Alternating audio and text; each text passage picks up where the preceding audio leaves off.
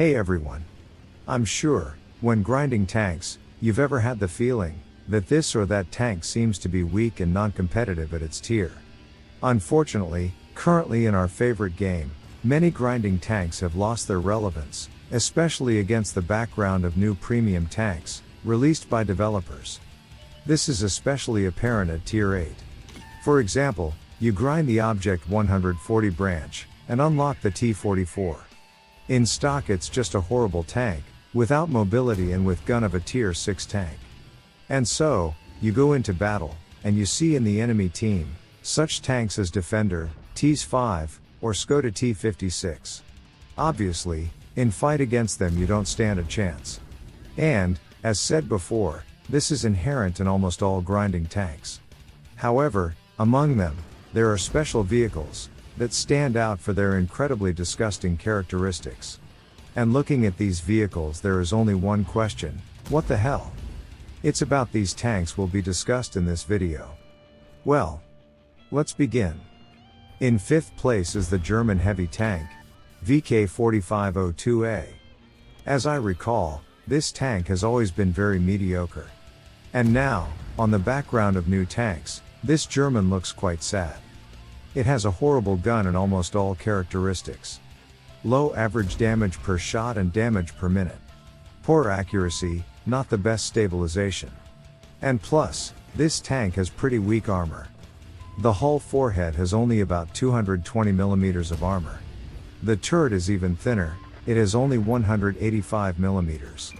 As for mobility, it's not bad there, no more. This is a case where the tank doesn't have any weighty advantage. This is an outdated vehicle.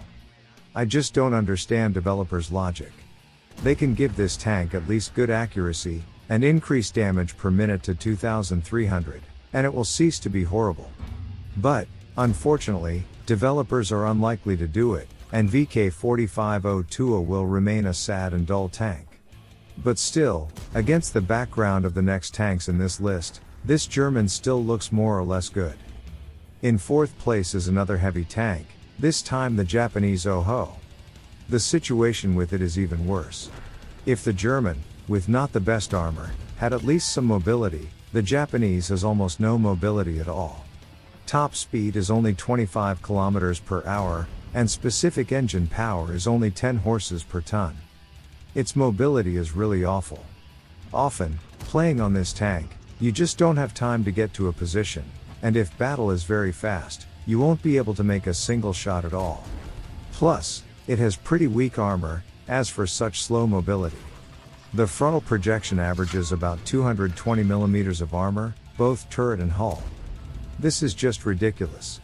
For example, the Defender has stronger armor, and, at the same time, much better mobility. But still, with a bit of luck, that armor sometimes works. As for the gun, there are two guns to choose from.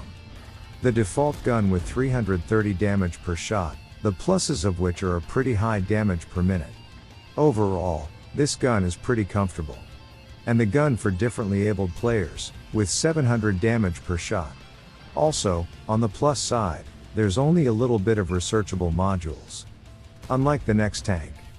In 3rd place is the Chinese medium tank, T-34-2. I propose to begin with its pluses. It has a pretty good mobility. At this point the pros of this tank end. And further there are only minuses. Firstly, it is horrible armor. I'm not even going to detail the figures, I'll just say that this armor doesn't protect even from shells of the Tier 6 tanks. And despite the seemingly ricochet-shaped turret, it is also cardboard. For example, the Soviet T-44, with better mobility, has much stronger armor, and better gun. Why is that? By the way, about the gun. This is the main disadvantage of this Chinese tank. It's just impossible to shoot with this gun. Just so you understand, its accuracy, stabilization, damage per minute, and aiming time are about the same as those of the Defender, maybe even worse. Aiming time about 3 seconds, is just unforgivable for a medium tank. Even with proper skill and luck, you will unlikely be able to deal over 1,500 damage per battle on this tank, and even if you can, it will be very hard. In second place is the Czech medium tank, TVP VTU. Can you imagine, a medium tank of tier 8, the size of the IS-4, and armor of the MS-1? No? Then just look at this tank. Probably, developers made a mistake when creating the branch of Czech medium tanks, and accidentally put TVP VTU on tier 8 instead of 6, I can't see any other explanation. It just can't oppose anything to other tier 8 tanks. It doesn't have any armor at all. Its mobility is not good enough. It doesn't have a decent gun. After all, 240 damage per shot with such miserable other characteristics is just not serious. At the same time, the other characteristics of the gun, such as accuracy, stabilization, and damage per minute, leave much to be desired too. Of course, they are not as horrible as the T-34-2, but still it is very uncomfortable to shoot with this gun. And if the T-34-2 was at least small, and had a ricochet-shaped turret, the TVP has no strength at all. It is a huge, cardboard barn, that can do absolutely nothing on the battlefield. Now you can see a typical gameplay on this tank. Perhaps you have a question. If TVP is so awful, that it doesn't even have one positive side, why is it in second place? It's very simple. There is a tank that was able to surpass even this Czech monster. Meet the first place. The French heavy tank, AMX-65T. First of all, I want to say that I played on this tank, and I personally experienced how you can feel the physical pain of a computer game. If you suddenly decide to grind the AMX M451, I highly recommend passing this branch for free experience.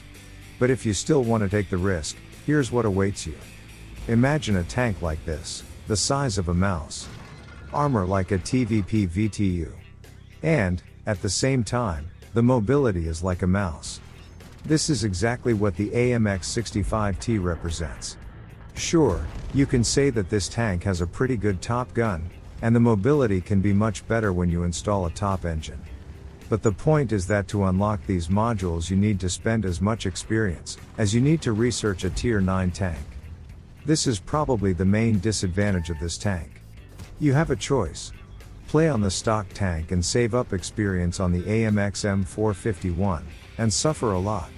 Or unlock all modules.